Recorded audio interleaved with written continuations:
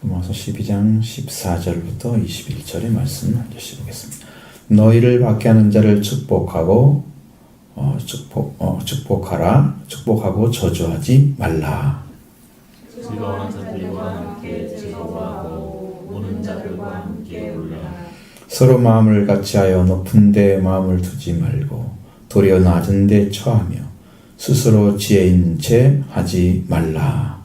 아무에게도 악을 갚지 말고 모든 사람 앞에서 선한 일을 도모하라. 할 수 있거든 너희로서는 모든 사람과 더불어 화목하라.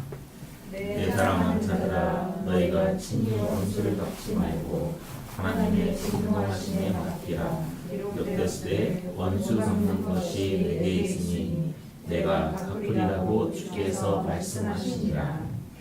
네 원수가 줄이거든 먹이고 목마르거든 네게 마시게 하라. 그리함으로 네가 숯불을 그 머리에 쌓아 놓으라. 악에게 지지 말고 선으로 악을 이기라. 아멘.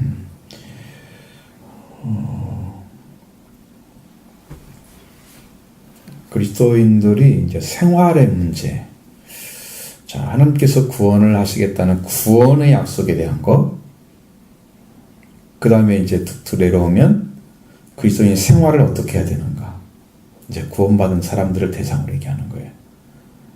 그리스도인이기 때문에. 그래서 그의 생활이 복음으로 무르익은 상태, 영적인 부분이나 여러분 성품의 회복을 통해서 얻어진 그 영적인 거, 그런 가치를 가지고 살아가야 되거든요. 그 자리에서 어떤 삶을 살아야 되는가에 대해서 성령이 지금 말씀하고 있는 거예요. 만약에 우리가 박해하는 사람이 있다면 축복하라 그랬습니다. 축복한 다음에 저주하지 마라 그랬죠. 왜냐하면 축복과 저주가 한 입에서 나오기 때문이죠. 그러니까 이것은 정한 마음이라면 한 번 하나님께 이렇게 기도하고 그 생명을 바라봤으면 그 생명을 또 다른 눈으로 보면 안 된다는 거예요. 축복하면서 또 저주도 하고, 그렇게 두 가지 가지고 있다면 그런 성품 안에는 주님이 계시지 않는 거예요. 우리가 믿음도 의심을 하면서 믿고 의심하면서 믿고, 이것도 주님이 안 계시는 거예요. 내가 믿기 때문에 믿어졌다 안 믿었다 그러는 거지, 말씀이 와서 믿어지면 그렇게 되지가 않습니다. 안 믿을래 안 믿을 수 없게 만들어지는데, 그걸 의심했다가 다시 믿었다 이런 것은 없어요. 포도나무 가지가 붙어 있다고 해서 주님 안에 딱 들어서 이게 영적으로 안정되어 있는데 떨어졌다 붙었다 그런 거 하나 없어요. 그러니까 여러분의 삶도 축복을 했는데 박해하는 자로 해서 또 저주했다가 축복했다 이렇게 할 수 없는 거예요. 그것은 주님 안에서 한 것이 아니에요. 여러분 반복하는 거예요. 신앙생활을 자기가 부정하는 거예요. 축복하고 저주하지 말라. 그걸 얘기해 주는 것은 그냥 축복하라 이 말 마음에서 충분하잖아요. 근데 축복한 다음에 저주하지 말라. 이것이 얼마나 중요한 부분인가. 여러분 대부분의 그리스도인들은 그렇습니다. 여러분도 옛날에 7, 8년 전에 최춘선 목사님 동영상 보셨죠? 그 맨발의 할아버지가 지하철역 다니면서 복음을 전했던 것을 봤어요. 통일이 되면 자기가 신발을 신겠다. 근데 이제 마지막 지하철을 타고 가다가 하나님이 그냥 불러가셨어요. 아무것도 없이. 그래서 그냥 가신 거예요. 근데 그분이 하는 말은 항상 그래. 왼발을 다니면서 사람들이 막 기절하는데 겨울에도 막 꼴풍 얼어가지고 동상이 걸려 있어요. 왜 그러고 다니십니까? 근데 민족이 내가 병에 걸렸는데 하나님이 나를 고쳐줘가지고 내가 너무 감사해서 내가 저 상해도 가서 복음을 전해야 되고 이렇게 해야 되는데 내가 할 수가 없어서 내가 지금 여기서 이렇게 하고 있는 거라. 김구 선생도 다 알고 그러더라고요. 굉장히 유명하신 분들도 다 이렇게 동경대학에 나왔었거든요.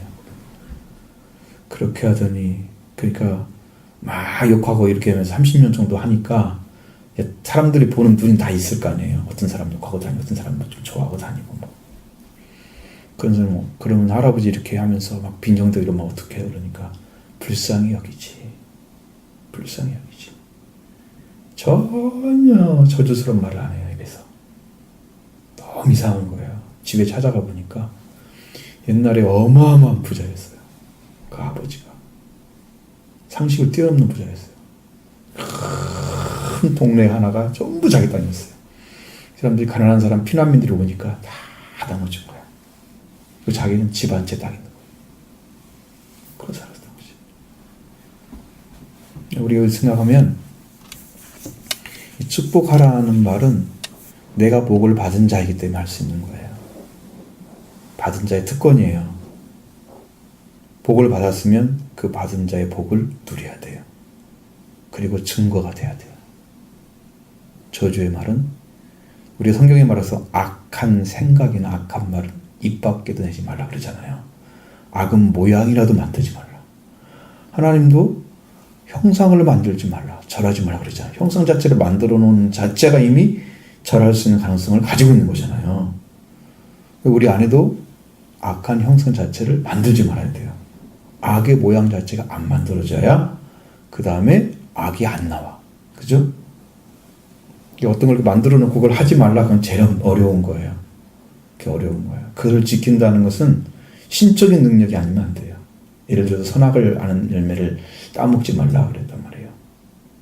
그러면 선악을 아는 열매를 따먹으면 죽는다. 그건 하나님의 명령이잖아요. 그런 명령 앞에 우리는 그걸 보면서 어떻게 지켜야 되는가를 깨달아야 되거든요. 이제 그게 중요한 거예요. 그걸 만들어 놨으니까 버렸다? 그건 아니고. 그것은 그 안에 하나님이 복음도 있었고 그 다음에 심판도 있었다는 걸 알려주는 거예요. 선악을 알게 나무는 심판을 상징하는 거고 생명나무는 복음을 상징하는 거거든요. 그건 예수 그리스도가 계신 거죠. 구원사도. 우리 그런 것을 보면 여러분 안에 심령 안에 이 복을 받은 심령을 가지게 되면 그러니까 어떤 생명을 바라보든지 간에 악하게 보이는 사람도 있어요. 그러면 그런 사람은 직접적으로 대하지 않더라도 어떤 일을 행해가지고 막 많은 사람이 욕먹고 있고 막 나쁜 사람이라고 이렇게 손가락질하는 여론들이 막 생겨나고 이런 여러분도 똑같이 손가락질 할 수 있겠죠? 할 수 있습니다.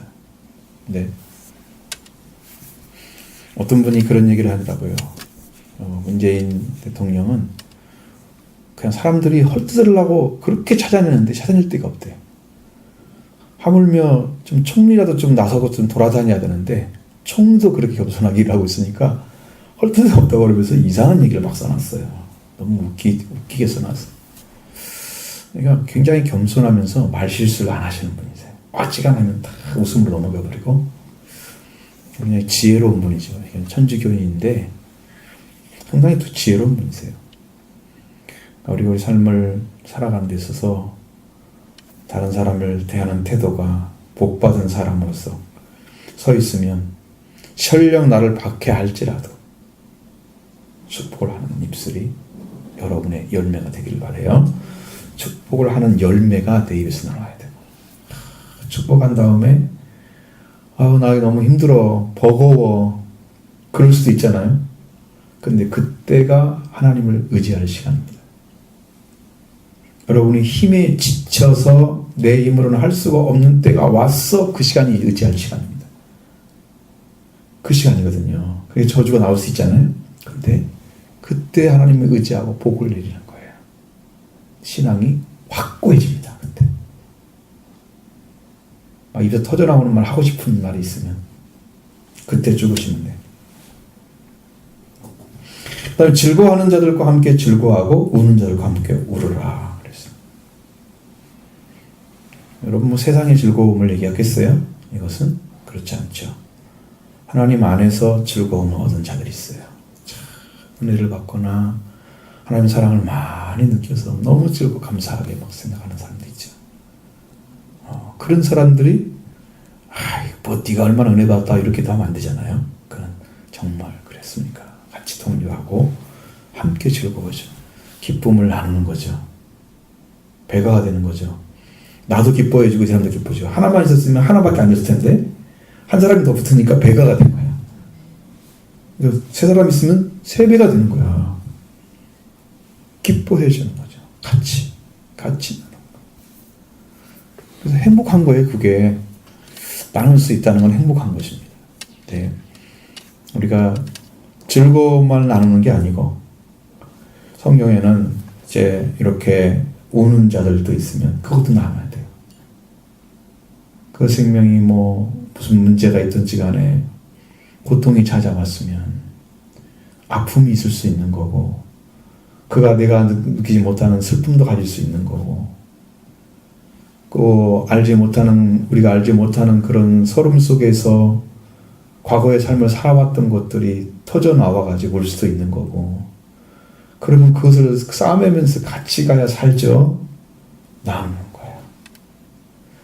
여러분 성갓집에 가서 가장 큰 위로가 되는 것은요. 하나님이 함께 하실 바랍니다. 이렇게 해주잖아요. 그러면 잠깐이에요. 근데 그 사람이 울고 있으면 같이 옆에 울어주면요. 그렇게 좋아요. 그것보다 큰 위로가 없대요. 그 사람한테는. 똑같이 해주니까. 저 사람이 내 마음을 이해하고 저렇게 나를 위해서 울어주는구나. 이 마음가짐이면 그렇게 힘이 된다는 거예요. 같은 마음을 품어주는 것이 그렇게 중요합니다. 여러분 심령도 하나님 안에서 있는 사람들은 그러니까 신앙의 어떤 위치를 바라보면서 이 사람은 어떨 거고 이 사람은 저럴 거고 이럴 거고 이렇게 다 판단을 하잖아요. 그보다 더 중요한 팩트는 그 사람이 느끼고 있는 실제적 감정이에요. 잘 모르는 것이니까. 그래서 그것을 나눌 수만 있다면 그 사람은 최고의 위로가 되는 거예요. 다른 건 고사하고 내 마음이나 좀 알아주면 좋겠다. 그런 말 하시죠, 여러분도. 응? 그냥 조금이라도 이렇게 보듬어주면 좋겠어. 이것만 조금만 해줘도 아무 문제가 없을 것 같아, 나는. 되게 우울증에서 목숨을 잃는 사람들의 이유들은 자기를 알아준 사람이 없기 때문입니다. 자기를 보듬어준 사람이 없기 때문에. 한 사람만 친구가 있어도 문제가 안 생깁니다. 죽는까지는 안 간단 말이죠. 해결은 안 될지 모르지만 영적인 부분에서 이제 그런 것들이 여러분에 오게 되면 여러분들 같이 해줘야 됩니다. 어려울 때, 근데 이제 여러분한테 아주 심하게 얘기할 때는 이런 거예요. 이 사람은 지금 은혜를 받고 살아야 할 자리를 하나님이 알려줬어. 순종 안 하죠. 그때는 제가 심하게 얘기하죠. 이건 아니라고 하는 분명히. 근데 몰라서 그러고 있단 말이에요. 그 사람은 제가 위로를 줘. 말씀을 밤새 이러고 있으면 안 믿고 있는 거잖아요. 아버지를 얼마나 무시하면 그렇게 살아. 그게 나는 또 이해가 싫은 거야. 하나님 무시하는 태도잖아, 그게. 우리 아버지를 왜 무시하고 그러고 살아. 그래서 내가 뭐라고 하는 거고, 진짜 위로가 필요한 사람은 정말로 힘들기 때문에 그런 거예요. 그래, 애통하는 자는 복이 있다고 말씀하시잖아요. 그가 위로를 받을 것이다.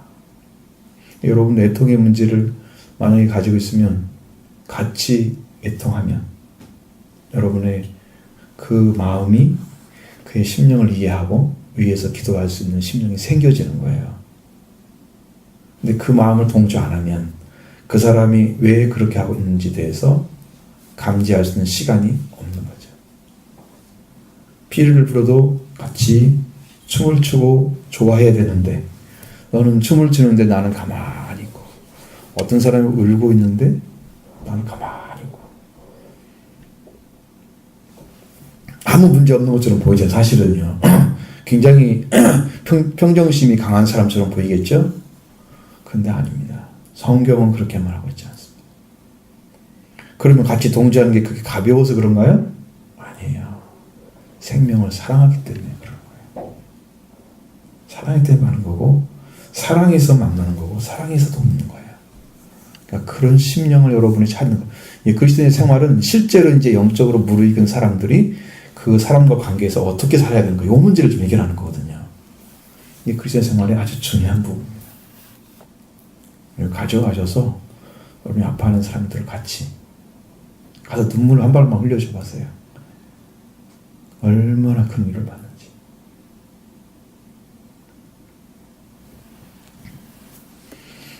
그냥 울지 말라고 하지 말고, 응? 진정해 이런 말만 하지 말고 응? 아무도 도움이 안 돼. 뭐 진정 못해서 그러는데 지금 슬퍼서 그러는 거야. 우는 자와 함께 울라. 주님은 아마 그러시게 하실 것 같아요. 예수님. 그다음에 서로 마음을 같이 해서 높은 데 마음을 두지 말고 도리어 낮은 데 처하며, 스스로 진찰하지 말라. 세 가지를 얘기했습니다. 마음을 같이 높은 데 두지 말라 그랬어요. 마음을 같이 한다는 것은 여러분 그 심령의 어떤 위치를 같이 점하는 건데, 자, 여러분도 어떤 일을 도모하기 위해서는 같은 마음이 품어져야 되잖아요. 그렇죠? 그러니까 이게 어떤 일을 하든지 간에 같은 마음을 품어주지 않으면 동질의식이 떨어져요. 그래서 한국 사람들은 개성이 엄청 강하다고 합니다. 이게 옛날 이야기는 일본 사람들은 모래 아니라 진흙 같고 한국 사람들은 모래알 같다는 얘기를 많이 했거든요. 혼자는 똑똑한데 뭉칠 줄 몰라. 모래는 지어놔도 하나가 있는 것처럼 딱 피면 싹 들어져. 그죠? 진흙은 힘이 약해. 근데 모아놓으면 똘똘 뭉쳐 있습니다. 어떤 팀이 이기겠어요? 그러니까 우리가 개인적으로 달라고 똑똑한 것은 개성이 너무 뚜렷하기 때문에 그런 거예요. 근데 개성만 뚜렷해서 되는 게 아니에요. 하나님은 다양성을 가지고 있어요. 성경에서 보면 엄청 다양합니다. 여러분 같은 개구리라도 개구리의 형태가 엄청 다르잖아요. 세계 민주 다 가면. 한 가지 종을 가지고 몇십만 개를 만들기도 합니다. 어떤 분이 선인장을 보러 갔는데 미국에 가면 선인장이 몇백만 가지 선인장을 키우고 있답니다. 거기 가면 선인장 백화점처럼 크게 박람회 할 수 있을 정도로 가지고 있는데 그렇게 많은 선인장을 처음 봤답니다. 그게 다양한지는 몰랐대요. 하나님이 창조한 세계는요 엄청 다양합니다. 그 다음에 통일성도 있습니다. 같은 생명체 안에 가지고 있는 것들이 속성이 비슷한 게 많아요. 창조자의 성품이잖아요. 창조자 성품이니까 이것은 하나의 관계 안에 들어있으면서 다른 느낌을 받게 하는. 그래서 우리는 질서와 조화가 이루어진 상태로 같이 가야 마음이 합쳐지게 돼 있어요. 어떤 질서는 있어야 되잖아요. 그래야지 이게 위계 질서가 세워지면서 또 같은 자리에서 같은 마음을 품고 조화가 이루어지는 거죠. 그 상태. 마음을 같이 하며 서로 마음을 같이 하며. 그러니까 서로 마음을 같이 하는 게 가장 어려운 게 개인적 생각이 너무 많으면 그걸 다 수용하다 보면 어떻게 가요? 배가 산으로 올라가죠. 그 사람들의 말을 다 들어주면 그게 다양성을 조화시키는 방식에서 그 리더자가 잘해야 되는 문제죠. 이 문제는 리더자가 그걸 어떻게 조화를 시켜서 그걸 엮어내느냐가 중요한 부분인데 하나님 안에서 여러분들이 그렇게 방향을 가지고 있다면 물론 이제 제자들도 보면은 제자들 성격이 좀 있어요. 제자들 성격이 다 다르거든요. 아까 베드로 같은 사람 상당히 막 활가닥하고 굉장히 와일드한 스타일이 또 요한 같은 찬찬하고 이런 거 다 있고 성품은 다 틀리죠. 근데 예수님이 베드로, 야고보, 요한을 데리고 꼭 베냐산에 올라간단 말이에요. 그들을 키우기 위한 것입니다. 그래서 그 제자들마다 성품이 다 다른 사람들을 조화를 시키는데 예수님은 세로 나눠버렸어요. 첫 그룹, 그 다음에 두 번째 그룹, 셋째 그룹 이렇게 만들었어요. 근데 말씀을 조금 따라오는 사람 중간에 놓고 제일 앞에 있는 사람 앞에 놓고 그 제자 이름이 딱딱딱 나눠져 있어요. 이렇게 세 가지로. 이것은 주님이 취하는 방식입니다. 주님 안에서 취하는 방식입니다. 그런 높은 데 마음을 두지 말고 도리어 낮은 데 처하며. 그래서 여러분 마음을 가질 때 우리가 스스로가 내가 어떤 위치를 점하고 있다고 생각하지 않습니다. 낮은 데 있는 사람들이 조금 이 세상적으로 보면 인간적인 부분에서 강한 사람 밑에 들어가게 돼 있습니다. 대부분. 근데 진짜 거기서 하나님의 말씀으로 빛을 발하게 되면요. 낮은 데 처한 사람이 더 대우받는 때가 와요. 그 사람들이 모르기 때문에 그런 거예요. 이 사람이 왜 겸손하게 나타나고 왜 그렇게 자기를 마음을 낮춰서 대하고 있는지를 이해를 못하면 그냥 밑에 있는 사람을 취급합니다. 나중에 왜 주님 안에서 그렇게 하고 있는 걸 알게 되면 인정받습니다. 그 사람이. 말씀대로 처하는 방식이. 근데 거기까지 가는 게 시간이 많이 걸려요. 근데 성도들은 그게 가능합니다. 왜? 본질이 같은 걸 가지고 있잖아요. 예수 그리스도 안에서. 이 안에서 이렇게 조화를 이루고 낮은 데 높은 데 마음을 두지 말고 낮은 데 처하며, 그리고 이제 우리가 어떤 일을 할 때마다 어떤 그 지혜가 많이 필요하죠. 근데 이것을 지혜 있는 채 하면 할수록 방법이 상당히 가르치는 스타일이에요. 배우는 스타일이 아니고. 여러분이 I say, you say 하는지 어느 쪽에 여러분 써 있어요. 여러분은 말할 때 나는 이렇게 생각해. 너는 왜 그러니? You say잖아. 너는 왜 그렇게 말해? 나는 이렇게 생각해. 그냥 자기를 낮추는 방식. 그래서 자기를 주면서 이렇게 그냥 그 의견을 말하고 서로 하나 되는 조화를 이루는 이런 방식으로 의견이 조화가 돼서 이루어져야 돼요. 그래야 지혜 있는 채 안 하죠. 이것을 이렇게 해서 잘 했으면 좋겠습니다. 그렇죠? 의견을 모으는 거죠. 교회에서 상황들이 많이 그러는 교회들은 보면 너무 다양하기 때문에 그 사람들을 조화를 잘 못 일으키는 교회들이 많아요. 상당히 심각한 우려가 되는 교회도 있어요. 우리는 이제 하나님 안에서 살아가는 사람들은 이런 심령을 잘 헤아려서 스스로 지혜 있는 것처럼 체하지 말며, 이건 드러내는 의미가 더 커요. 체한다고 하는 것은 내가 이런 사람이야, 나는 이 정도의 위치에 있어, 너보다 더 낫지, 이런 것이거든요. 체하면 안 돼. 그냥 모질은 체하시면 나아요. 더 나아요. 난 잘 모르겠어요. 그래도 의견 좀 주세요. 그러면 내가 알고 있는 거 이렇게 하면 어떨까요? 이렇게 해서 하나가 만들어지는 거예요. 응? 그렇게 가는 거예요.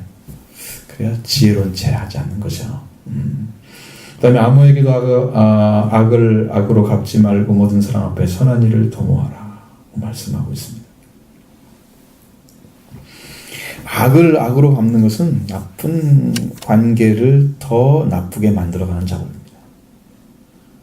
그러니까 악을 가지고 있으면 이미 비틀어진 상태잖아요. 잘못되어진 것들, 나쁘게 된 것들인데 그 나쁜 것을 또 나쁜 걸로 치게 되면 더 나쁜 것이 생산되는 거죠. 죄를 죄로 갚으면 더 큰 죄가 생기겠죠. 죄를 없애는 게 아니고, 그렇죠? 악을 악으로 갚으면 더 큰 악이 생산됩니다. 세상은 점점 더 악해질 것입니다. 선을 가진 사람이 없으면 이 땅은 살만한 때가 다 지나간 거죠. 그리스도인이 이 작업을 못한다면 이 세상은 이미 살 수 있는 방법이 없어진 상태가 됩니다. 선으로 선한 일을 도모하는, 모든 사람 앞에서 선한 일을 도모하는 이제 그런 중심이 세워져 있는 사람들을 통해서 일을 하시니까요. 악에서 악에게 또 아무에도 악으로 악을 갚지 말고 모든 사람 앞에서 선한 일을 도모하는 역사.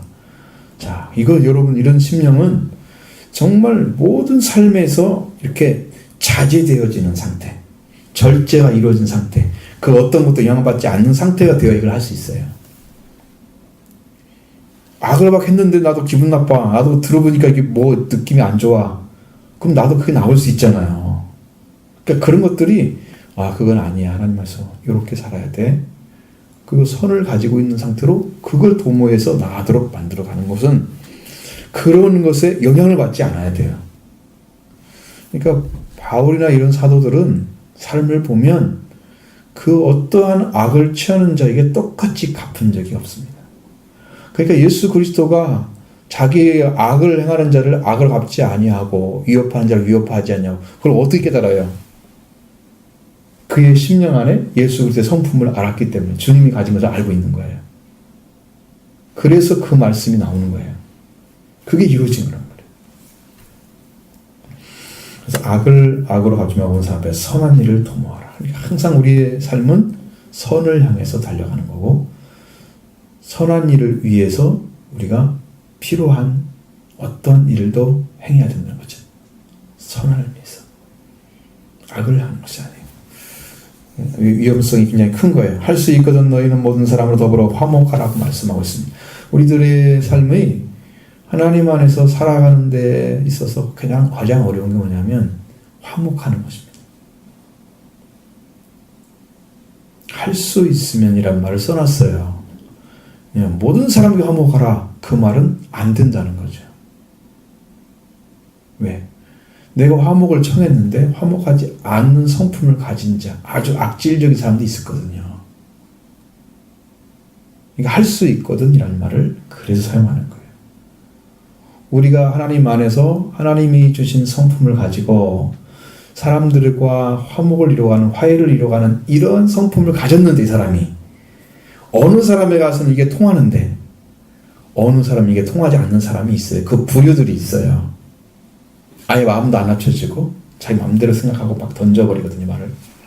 그런 사람들 가가지고 억지로 맞추는 것은요, 위험합니다. 오히려 화를 당하죠. 그러니까 할 수 있으면 여기에 딱 거기를 맞춰서 이렇게 도모했는데 같이 갔는데 이 사람이 이 사람이 그렇게 할 수 있는 사람이 아니구나 라는 생각이 들면 화해로 들어가면 안 돼요. 그런 사람들은 그냥 놔두시면 돼요. 그냥 놔두시면 돼요. 할 수만 있으면 그렇게 하시면. 그렇게 하는 것이 여러분의 지혜로운 방식입니다.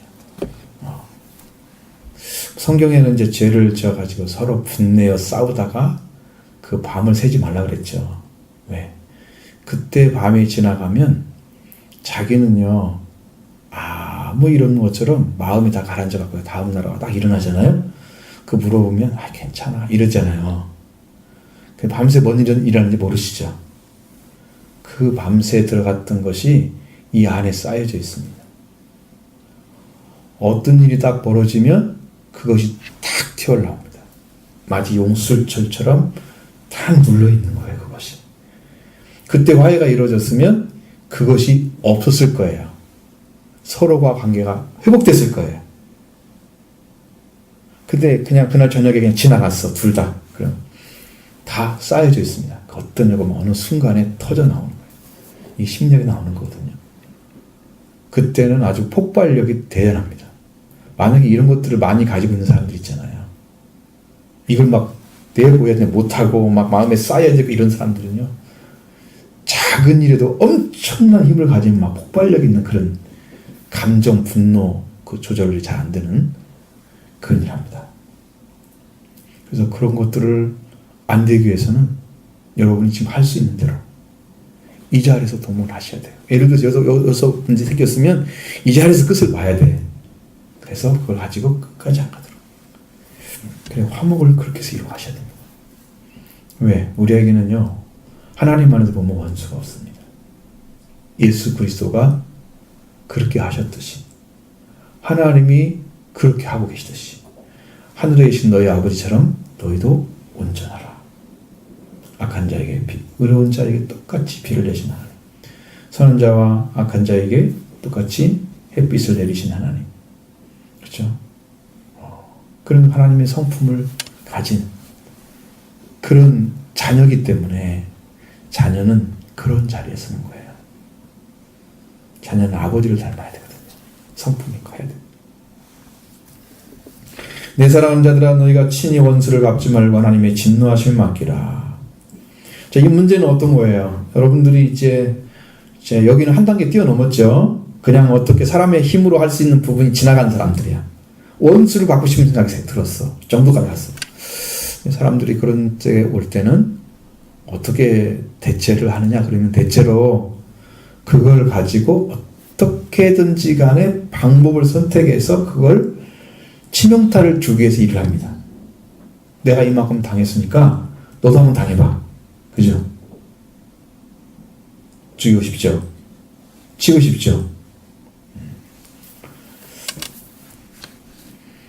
근데 하나님이 그걸 보고 계셨다고 생각을 하셔야 돼요. 하나님의 진노하심 맡긴다는 것은 하나님이 이미 판단하고 계시는데 그 판단하심에 의지하지 않고 내가 갖고자 하는 거예요. 그러니까 누구가 먼저 앞서가 있어요. 하나님이 이미 그 선과 악이나 의와 불의를 다 알고 계실 게 아니에요. 그분이 진노하셔서 어생하시도록 그걸 의지하면서 그분에게 맡겨드리는 일을 하는 것이 가장 옳은 방식인데 더 이상 방법은 없어요. 근데 그걸 자기 스스로 하게 되면 위험합니다. 왜? 그러면요, 감정이 거기에 들어가 있죠? 그 다음에 그 사람과 관계 안에서 또 다른 감정이 생길 수 있습니다. 이러면 더 큰 화를 만들어낼 수도 있어요. 원수를 앞으로 갖다 죽일 수도 있고, 살인행위할 수도 있고, 상해를 입히거나, 엄청난 일이 벌어질 수도 있어요. 끔찍한 일들이. 그런데 그것을 아버지 손에 의탁합니다. 하나님 손에 의탁해서 맡기는 거예요. 예수 그리스도가 하신 방식은 뭐예요? 자기를 죽이는 자를 위해서도 아버지 손에 의탁합니다. 저는 알지 못해서 그렇습니다. 용서해달라. 이렇게 하잖아요. 그 죄를 자기가 짊어지죠. 우리는 예수 그리스도는 아니기 때문에 제가 여러분에게 그렇게 가히 할 수 있는, 우리가 그런 존재다 할 수 있는 게 아니에요. 주님은 그렇게 하셨다고 말이죠. 우리도 이것은 하나님 손에 맡겨드리자. 하나님이 이를 행하실 수 있도록, 이게 신명기 32장 26절 말씀 안에 기록되어 있는 것처럼 원수 갚는 것이 내게 있으니 내가 갚으리라. 신원의 하나님, 신원하시는 하나님을 우리가 의지하는 겁니다. 하나님이 살아계심을 믿지 않는 사람들이 이 일을 할 수 있을까요? 못하죠. 내가 갚아야 되겠죠.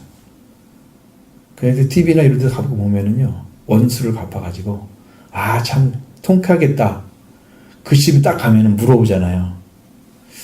너 이렇게 됐는데, 저 사람 이렇게 됐는데 괜찮아? 갚으면 시원할 줄 알았더니 그러지도 않아. 항상 그 말이 따라 나와. 왜? 그 작가들 그걸 알고 있거든요. 우리가 어떤 일을 도모해서 나쁘게 해서 나를 나쁘게 해서 이 사람은 그대로 해줘야지. 통쾌할 것 같으죠. 그 갚으려다가 시간이 얼마나 많이 가는데, 그러고 나중에 감정이 다 사라져갖고 별 의미가 없는 거야. 그러니까 오히려 하나님 아버지께 탁 올려드리고 하나님이 일할 수 있도록 그렇게 해드리는 것은 원수 갚는 것이 나에게 있다 하는 말씀하신 것처럼. 그러면 여러분을 사랑하시는 하나님이 또 원수 갚는 것도 하시는 거잖아요.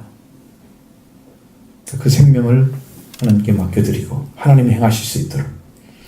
자, 어떤 사람들일까? 근데 제가 들어오는 사람들 중에는 하나님께서 이것을 나에게 맡기라, 그런 사람도 있대요. 왜냐하면 자기가 어떻게든 간에 이걸 해보려고 막 했는데 안 됐단 말이에요. 그리고 그 방법으로 해서는 되지가 않는 거야. 원래 하나님 방식 볼 때는. 그러니까 야, 나에게 맡겨. 하나님 그러시는 거야. 선한 방식일까요? 나쁜 방식일까요? 맡기라고 하면. 살릴까요? 죽일까요?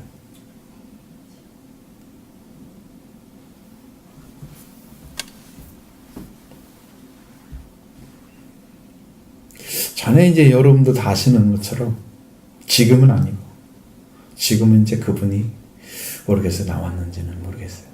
감옥에 계셨는데,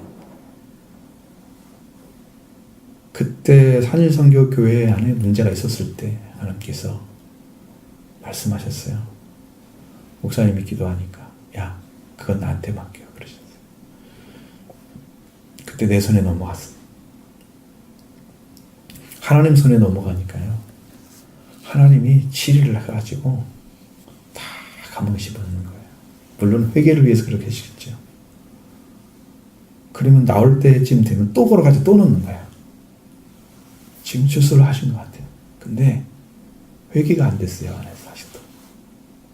내가 거기서도요, 얼마나 성가대도 열심히 하고 예배에서도 열심히 드리고 자기 자랑만 늘어놓지 내가 뭘 잘못했는지를 몰라.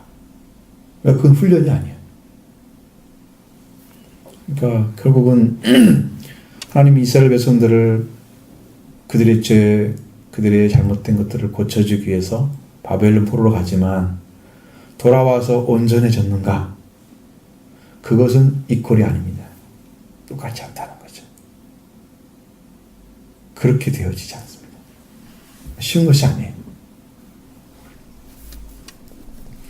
자, 이것은 하나님께서 하시는 방식이지만 그러한 세대를 보내고 그 다음 세대를 통해서 하나님 일을 도모하시려고 하는 거예요. 70년 동안 바벨론 보러 갔으면 70대 된 사람들이 거기 못 돌아왔을 거 아니에요. 그죠? 죽었겠죠. 태어나가지고 갔다가 70대 되고 다 죽었을 거 아니에요. 그 사람이 한 세대를 보내고 그다음 태어난 세대를 통해서 이스라엘 민족이 다시 한번 부흥의 역사를 이루려고 영적으로. 근데 그게 안 됐습니다. 그게 말씀대로 안 돌아와요. 그러면 실패냐 성공이냐 그것은 아니고 하나님은 원하시는 방법에 구속사를 계속 진행해 가셨지만 거기 이스라엘 백성들이 대부분 다 돌아왔느냐 이건 아니라는 거죠. 이게 문제점이거든요. 그러니까 뭐 훈련으로 되어지는 것들은 극히 드문 거예요. 훈련으로 되는 제자 이거 극히 드문 얘기예요. 왜? 예수님처럼 훈련할 수 있다면 모르겠어요. 그러나 누가 어디 이 땅에 예수님처럼 하는 분이 있어요? 못하죠. 그래서 주님께 맡겨라. 하나님 손에 넘어가면 어떤 사람들에게는 위험에서 떨어나오게 하는 방법도 있어요. 위험에서. 그냥 어떤 사람에게는 그것이 맡기라는 의미가 이제 하나님 말씀을 떠났으니까 내가 징치하겠다 그런 거거든요. 근데 그걸 받았어도 안 돌아오면 뭐 하나님이 그냥 그렇게 손 안 쓰시더라고요. 나중에 보면. 그 사람들은요 자기가 열심히 신앙생활을 하고 그러는 거지 하나님과 관계 없습니다. 신앙 아닙니다. 그것은. 하나님이 간섭하지 않는 사람은 하나님 무슨 관계가 있어요? 여러분 자녀 관계에서 자녀가 나한테 부모가 말하지 않는 반야가 있다고 하면 그 자녀가 부모 관계에 있어요 없어요? 예를 들어서 여러분에게 말씀을 주지 않는 하나님이 아무 말씀도 안 주신다 교회에. 그럼 그 교회는 죽은 교회입니다. 상관없는 교회. 자녀와 부모 관계가 끊어져 있는데 왜 필요해 그게. 그건 자기중심적인 신앙이에요. 그러니까 의미가 없는 거예요. 그러니까 하나님 손에 넘어가는 게 위험하다. 훈련도 잘 될 수 있는 방법이 별로 없다. 문제는 뭐냐 그러면 여러분이 그런 억울한 문제가 생기면 내가 해결하지 말라는 거죠. 하나님 손에 맡겨서 하나님이 진노로 갚으시도록. 그러면 그 진노가 우리가 보기에는 선한 방식으로 되어지는 거예요. 아 하나님이 이렇게 만들어서 저 사람을 살렸구나. 나 대신에. 내가 있었으면 어떻게 만들어 죽을지도 모르는데 이제 그렇게 선하게 바를 수 있는 길을 하나님이 일하시면 훨씬 더 우리가 편안하겠죠. 그런 방법을 여러분이 쓰셔야 되는 거고 내 원수가 줄이거든 먹이고 목마르거든 마시게 하라. 자 원수인데 목말라 있으면 가서 배가 고프면 먹여주고 목마르거든 마시게 하라. 음식을 다 제공해 준다고 말이에요. 그 사람의 필요를 채워주는 걸 의미하는 거예요. 그 원수는 내가 갚는 게 아니라는 거죠. 진노하심이 맡겼으니까 그 원수에게 어떻게 나는 내가 해줄 수 있는 만큼 그에게 해주는 거예요. 참 아이러니하잖아요. 앞뒤가 안 맞는 얘기잖아요. 진노해서 하나님 맡겼으면 하나님 알아서 하시지. 왜 이걸 또 마시라 그래. 먹이라 그래 또 마시게 하라고 그러고. 우리 아버지의 선하심은 그렇지 않습니다. 이스라엘 백성들이 예를 들어서 광야 생활을 했어요. 40년 동안 만나를 먹었습니다. 그러면 그 말씀도 순종하지 않고 보기 싫은 사람들에게 만나를 계속 내렸어. 그 사람들에게도. 그죠? 그냥 다 죽였나요? 아니 밥 안 줘가지고? 그렇지 않았죠? 끝까지 만나를 주신 거예요. 그들 다 죽을 때까지. 40년이 채워진 다음에 가나안 땅에 딱 들어가서 첫 곡식을 딱 수확해서 볶음국식 만들어내고 음식을 만들어낼 때 만나가 그쳤단 말이에요. 그때까지는 하나님의 자비가 계속되는 거예요. 그러니까 이건 하나님 방식이에요. 하나님 방식이에요. 전 죽을 놈이야. 저는 가나에서 불순종해가지고 원망 불평하면서 하나님 굉장히 괴롭혔단 말이에요. 그런데도 끝까지 먹이시는 거야. 끝까지 물을 내게 하셔서 주시는 거예요. 그게 하나님 방식이에요. 자, 이 땅에서 말 안 듣는 사람이 수없이 많아. 말씀 안 듣고 지옥 갈 사람들 거다. 그래도 하나님 비 내리시 햇빛 주잖아요. 동일하게 믿는 사람만 더 주나요? 그렇지 않잖아요. 그게 하나님 방식이라고.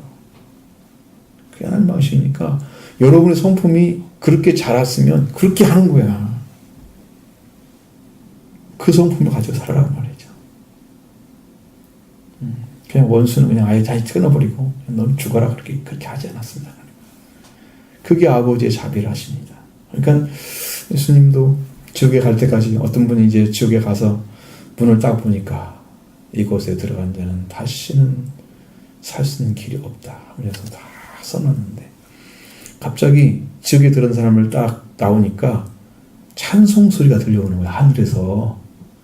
그래서 도저히 이해가 안 돼가지고 왜 찬송을 불러줍니까? 지옥에 가는데 물어봤더니 하나님의 자비하심이 저는 들어가면 영원히 지옥에 가니까 그 순간이라도 위로를 받으라고 주시는 거란다.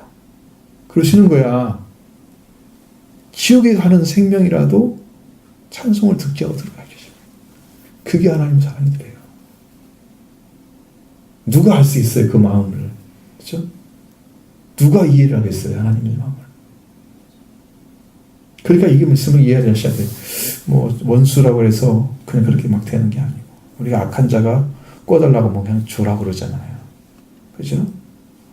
악은 싫어하지만 악한 자에 대한 행위에 대해서 하나님께서 예수님께서 하지 말라 이렇게 말씀하지 않으셨어요. 악한 자가 꾸고자 하면 그냥 줘라. 이렇게 나와 있어요. 그건 도무지 이해가 안 되거든요. 우리가 상식적인 선에서는. 근데 하나님의 성품으로 볼 때는 이해가 됩니다. 여러분은 그 안에 들어오셔야 돼요. 그 성품을 가지셔야 돼요.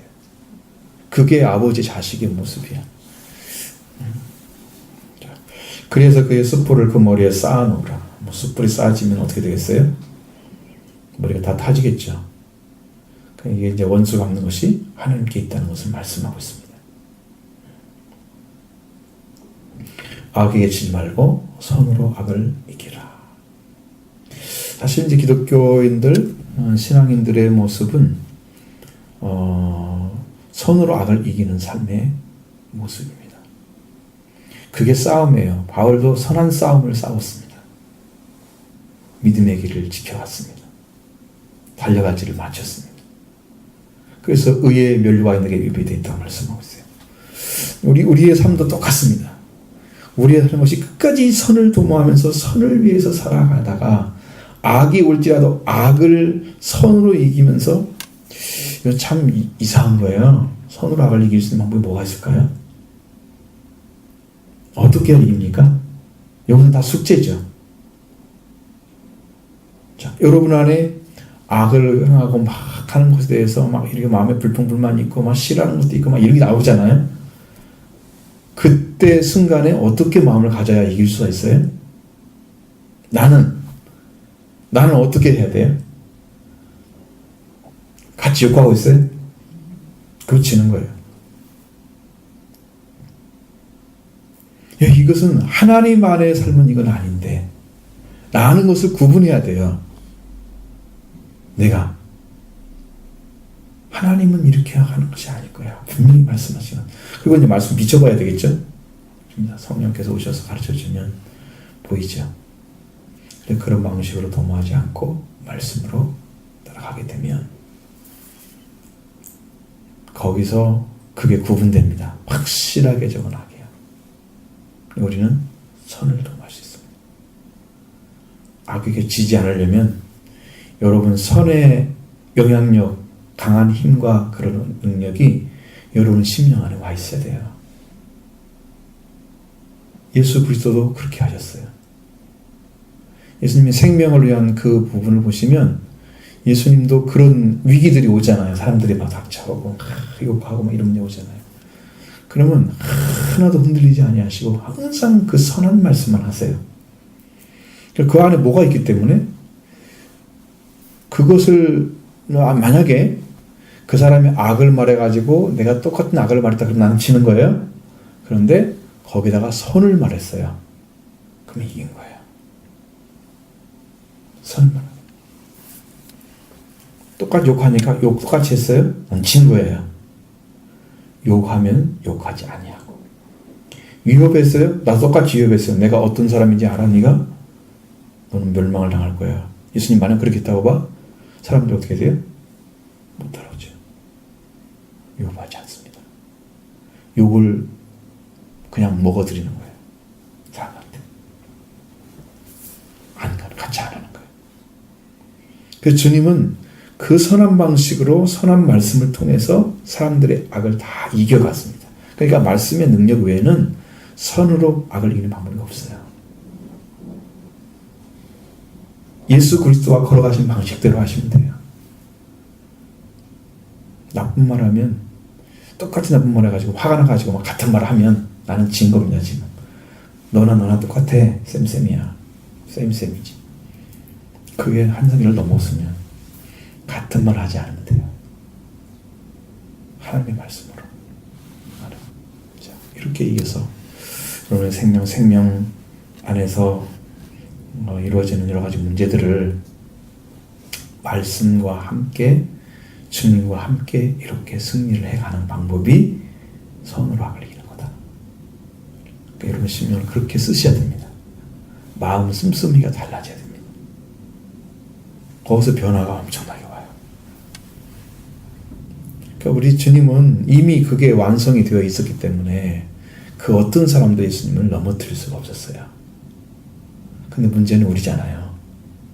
우리는 예수님 말씀으로 완성된 게 아니잖아요. 그렇죠? 그러니까 우리가 문제인 거거든요. 지금. 근데 예수님처럼 손으로 악을 이기라고 말씀하시니까 악에 지지 말고.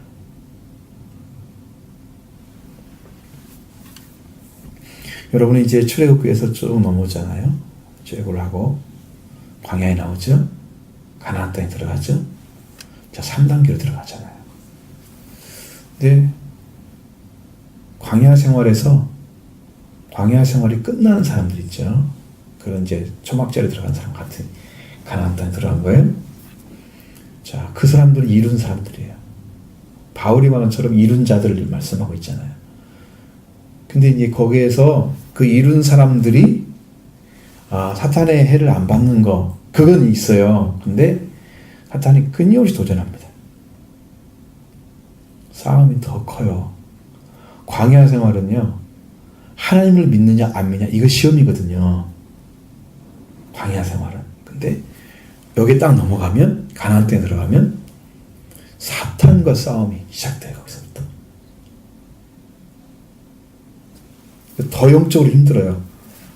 이제 제가 이제 그걸 경험을 해보니까 그렇게 보여졌습니다. 이걸 깨뜨리는 방식은 예수님이 성령 받으시고 사탄과 싸워서 거기서 승리하신 다음에 사역이 시작되잖아요. 비로소 전파하여 이르시되 회개하라 천국이 가까이 왔느니라.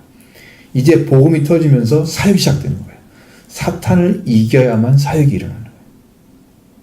영적으로. 우리 교회는 지금 거기 직전에 있는 거예요. 지금 그 싸움이 지금 심한 거예요. 철저하게 목회자를 위해서 기도하셔야 됩니다. 절당히 해서는 안 됩니다.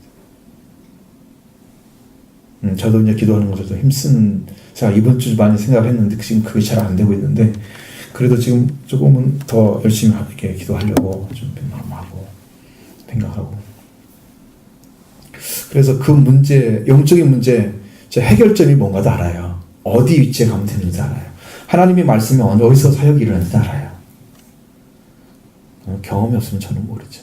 영적으로 경험을 당했으니까. 여러분 같이 가서 여러분과 함께 걸어가면 이렇게 선으로 악을 이기는 이런 믿음 자리에 우리를 세울 거예요. 그럼 우리 모든 자가, 모든 분들이 말씀으로 이겨내는, 악을 제거하는, 악을 던져도 손으로 대적하는, 말씀으로 대적하고, 해를 끼치지 않아요. 악으로 한 사람들은요, 악으로 우리 해를 끼치기 위해서 말하는 거예요. 나쁘게 만들기 위해서. 근데 손으로 말하는 사람은요, 해를 끼치지 않는다는 사람이에요. 부활을 가진 사람이기 때문에 그래요. 부활의 증인들은요, 해를 끼치지 않습니다. 은혜를 입혀주죠. 자, 그리스도의 생활이 이렇습니다. 그러니까 우리의 삶을 하나님 안에서 이렇게 도모하면서 믿음으로 사는 삶을 이뤄가시기를 바랍니다.